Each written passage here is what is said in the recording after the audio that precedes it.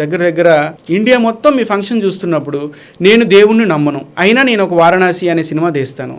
ఎంత foolish sir ఇది. మా హిందూ దేవీ దేవతల యొక్క క్యారెక్టర్స్ని మీ సినిమాల్లో వాడుకుంటూ ఉంటారు. అలా వాడుకోవడం వల్ల మేమందరం వచ్చి సినిమాలు చూడాలి, మా ద్వారా మీరు డబ్బులు సంపాదించాలి, కానీ లాస్ట్కి వచ్చి మీరేమంటారు దేవుని నేను నమ్మను అంటే. హిందువు అంటే అంత చులకన అయిపోయాడు సార్ సమాజానికి.